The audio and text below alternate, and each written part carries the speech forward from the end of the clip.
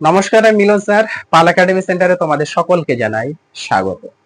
আজকে একাদশ শ্রেণীর উচ্চতর গণিতের ত্রিকোণমিতির তোমাদের ধনাত্মক সূক্ষ্মকোণের কোণানুপাত ও আদর্শ কোণ সমূহের আরেকটি নতুন ক্লাস নিয়ে আমি চলে এসেছি।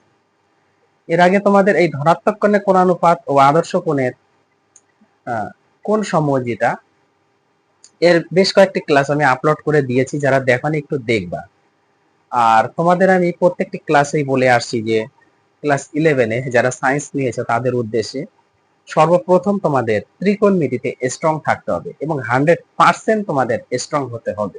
ত্রিকোণমিতিতে কিন্তু সময়টা বেশি দিতে হবে। ত্রিকোণমিতি যদি দুর্বল হয়ে থাকে, উইক যদি হও, আদার্সে কিন্তু অনেক সমস্যাতে পড়ে যাবে। আর আমি যে ধরনের কোশ্চেনগুলো তোমাদের করিয়ে দিচ্ছি, এই কোশ্চেনগুলো যদি একটু ফলো করো, তাহলে তোমাদের এক্সারসাইজের যে কোশ্চেনগুলো, অনেক কোশ্চেন তোমরা নিজেরাই করতে পারবা আশা করি, যদি আমার ক্লাসগুলি একটু মনোযোগ দিয়ে এবং ধৈর্য ধরে যদি দেখতে থাকো। তাহলে প্রথম যে অঙ্কটি একটু খেয়াল করো, তাহলে কি বলেছে, tan theta equal to a by b যদি হয়, আমাদের sin theta by cos to the power 8 theta plus cos theta by sin to the power 8 থিটার মান নির্ণয় করতে বলেছে এবং 2 নম্বরে রেখেছি 1 প্লাস sin স্কয়ারে equal to 3 sin A into cos A হলে আমাদের tan এর মান বের করতে বলছে। এবং এই দুটো অঙ্ক অলরেডি কিন্তু হায়ার সেকেন্ডারিতে দেখো এসেছে। ওকে, প্রত্যেকটি অঙ্ক আমি খুব বেছে বেছে ইম্পর্টেন্স অঙ্ক তোমাদের করিয়ে থাকি, যে অঙ্কগুলি অ্যাকচুয়ালি আসবে এক্সামে, এবং এখান থেকে অনেক কিছু শেখার আছে। আর এই অঙ্কগুলো দেখতে থাকলে তোমরা নিজেরা এক্সারসাইজের অঙ্কগুলি করতে পারবা। যাই হোক, প্রথমে একটু খেয়াল করো, দেখো আমাদের যেহেতু tan থিটার মান দেওয়া আছে a বাই b, আমাদের এই মানটা নির্ণয় করতে হবে, তাই না? খেয়াল করো, দেখো কিভাবে করতে হয়, একটু মোচড় গুলো তোমাদের জানতে হবে।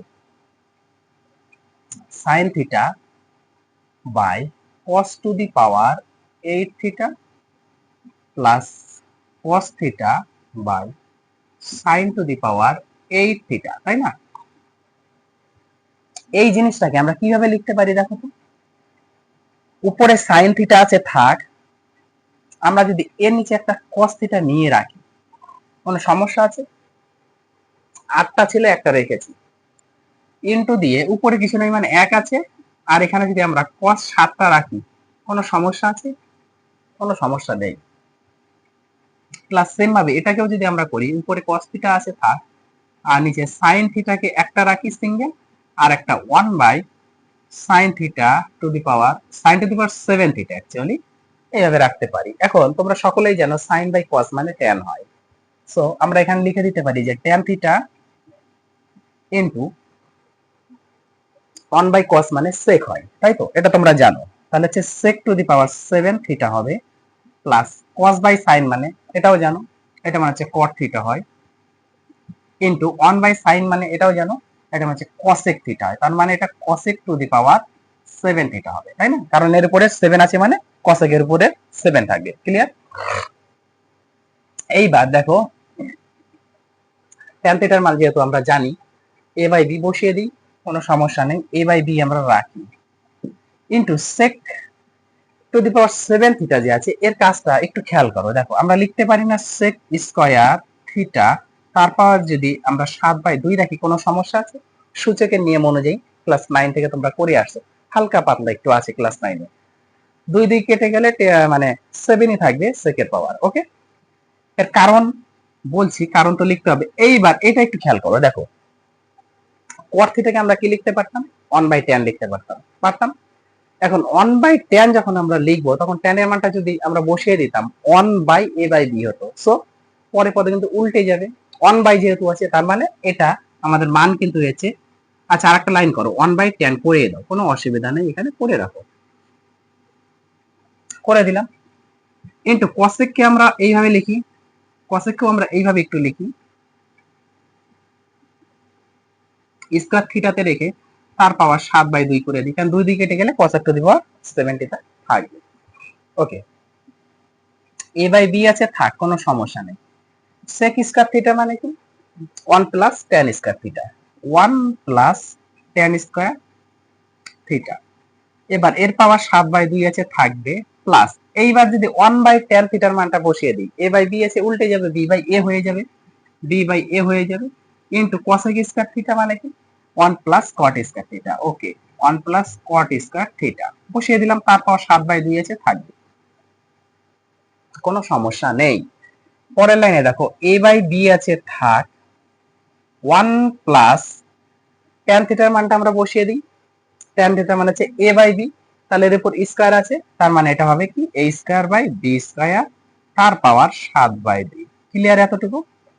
ওকে, প্লাস এটা b বাই a আছে থাক, এটা 1 plus cot square theta. cot square theta মানে কি 1 by tan square theta, 1 by tan square theta. এবার tan স্কয়ার থিটা, এবার tan এর মানটা যদি বসিয়ে দিই, তার মানে 1 by a square by b square হবে। যখন পদটা উল্টে যাবে, যেহেতু 1 আছে, এই যে এটার মতো 1 থাকলে উল্টে গেল, তাহলে এটাও তো উল্টে যেত, তার মানে এটা হয়ে যাবে b square by a square তার পাওয়ার 7/2।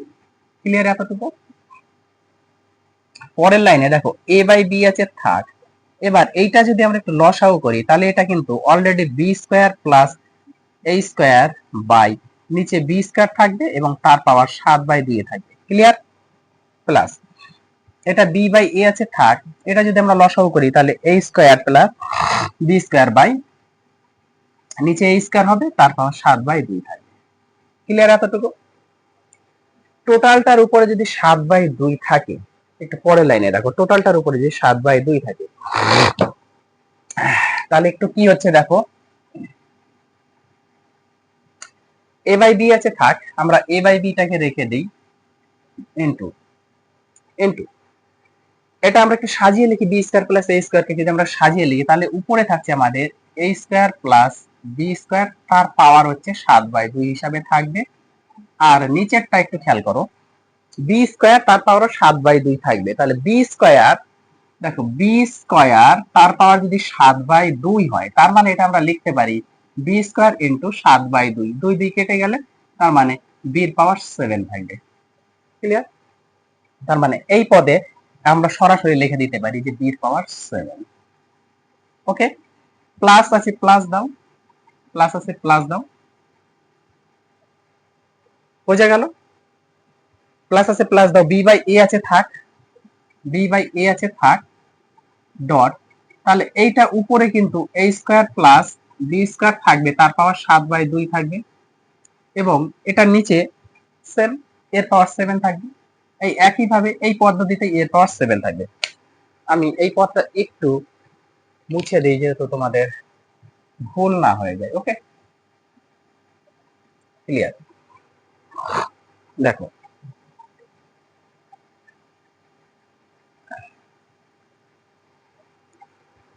এইবার দেখো পরের লাইনে আমরা কি করতে পারি, এটা উপরে উপরে আছে, উপরে উপরে, আচ্ছা এই দুটো পদ থেকে উপরে উপরে আমরা যদি কমন নেই, a square plus b square যদি কমন নিই, তার পাওয়ার 7/2, এটা আমরা কমন নিয়ে নিলাম, তাই না? তাহলে আমাদের পড়ে থাকলো কিন্তু এখানে এই a by b into 1 by b এর পাওয়ার 7 প্লাস দিয়ে এটা b বাই a আছে ইন্টু 1 বাই এর পাওয়ার 7 পড়ে থাকলো, তাই না? খেয়াল করো, এটা আমরা কমন নিয়ে নিয়েছি, তাহলে a বাই b ইন্টু এখানে কিছু নেই, মানে 1 আছে, 1 বাই b এর power 7 plus b by a ছিল থাকবে ইন্টু এটা তো আমরা নিয়ে নিয়েছি, তাহলে 1 বাই এর পাওয়ার 7 থাকবে। ক্লিয়ার? এটা যা আছে থাক, আমরা হাত লাগাবো না, আর a square plus b square 7/2 তার পাওয়ার। এবার এটার ক্ষেত্রে যদি আমরা একটু ক্যালকুলেশন করি, তাহলে এটা কি হচ্ছে, উপরে a হচ্ছে আর নিচে b এর পাওয়ার 8 হচ্ছে, তাই তো? দেখো গুণ করো, এটার উপরে b হচ্ছে, এটা এর পাওয়ার 8 হচ্ছে, তাই না? পরের লাইনে এটাতে আমরা হাত আর লাগাবো না, 7/2 আছে থাক। এটা যদি আমরা একটু ক্যালকুলেশন করি, লসাগু যদি করি, তার মানে এর পাওয়ার 8 b এর পাওয়ার 8 হবে। ওকে, তাহলে এর পাওয়ার 8টা আর একটা গুণ করলে এর পাওয়ার হয়ে যাবে 9টা, প্লাস এই ক্ষেত্রে b এর পাওয়ারও হয়ে যাবে 9টা। বোঝা গেল? তাহলে অ্যাকুরেট অ্যান্সার এসে আমাদের কি দাঁড়ালো, এই a square plus b square আছে থাক, তার পাওয়ার 7/2 ইনটু হিসাবে আমাদের কিন্তু থাকবে এর পাওয়ার 9 প্লাস b এর পাওয়ার 9 বাই এর পাওয়ার 8 আর b এর পাওয়ার 8। এইটাই হচ্ছে আমাদের কারেক্ট অ্যান্সার। বোঝা গেল? আশা করি কোনো সমস্যা থাকার কথা নয়। যদি একটু গুরুত্ব দিয়ে ক্লাসটা দেখো। তাহলে 1 নম্বরের সমাধান আমরা পেয়ে গেছি, কোনো সমস্যা নেই। এবার আসবো আমরা 2 নাম্বার। তাহলে 1 নাম্বারটা তোমরা একটু টোকো, আমি 2 নাম্বারটা আগে একটু মুছবো। ওকে, একটু ক্লিয়ার করো, ফ্রেশ করে সুন্দরভাবে টুকে নাও। চলো স্ক্রিনশট মেরে নাও, না হলে আমি মুছে দিব। তাহলে 1 নাম্বার নিয়ে আমাদের কোনো সমস্যা নেই। এবার 2 নাম্বারটা দেখো কিভাবে করতে হবে, খেয়াল করো। কি দেওয়া আছে, 1 plus sine square A equal to 3 sine A cos A হলে আমাদের tan এর মান নির্ণয় করতে হবে। একদম সিম্পল। দেখো আমি আর অঙ্কটা পাঠাচ্ছি না, তোমরা একটু পাতিয়ে নেবে। ওকে, এই যে 1 আছে, এই 1 এর জায়গাতে আমরা কি লিখতে পারি, অবশ্যই sign square A plus cos square এ লিখতে পারি, প্লাস সাইন স্কয়ার এ আছে একটা থাকবে, ইকুয়াল টু এদিকে যা আছে 3 সাইন এ কস এ, তাই না, 3 সাইন এ ডট কস এ। কোনো সমস্যা নেই। পরের লাইনে দেখো, এটা যদি আমরা যোগ করি তাহলে দুটো sine square A plus cos square A, cos square A equal to 3 sine A into cos A হিসাবে থাকছে। সমস্যা?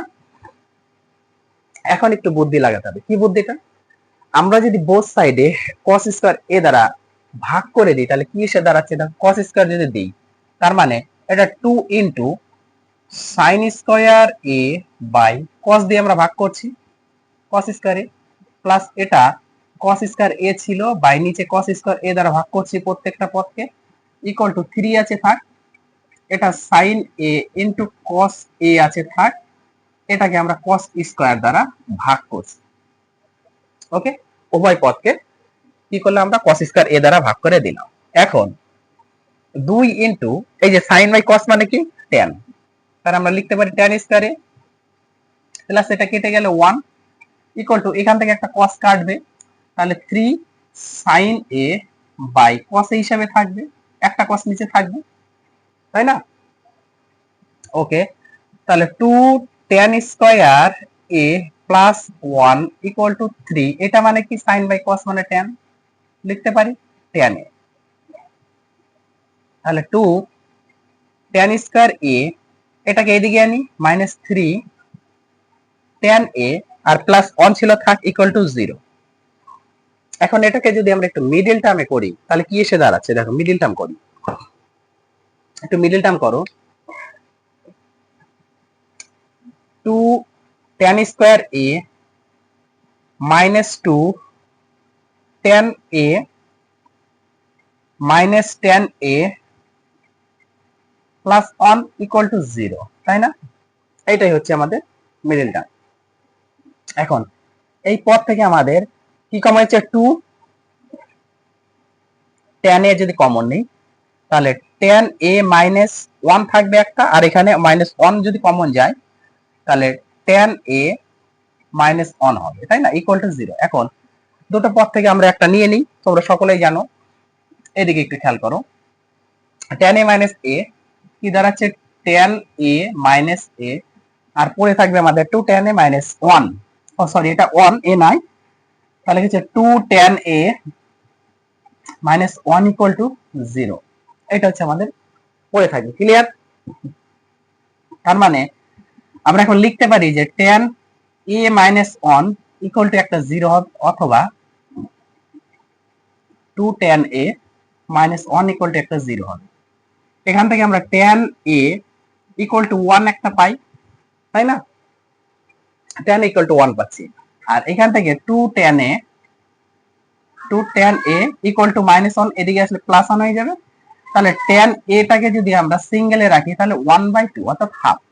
তার মানে tan a এর মান 1 হতে পারে এবং হাফ, দুটোই।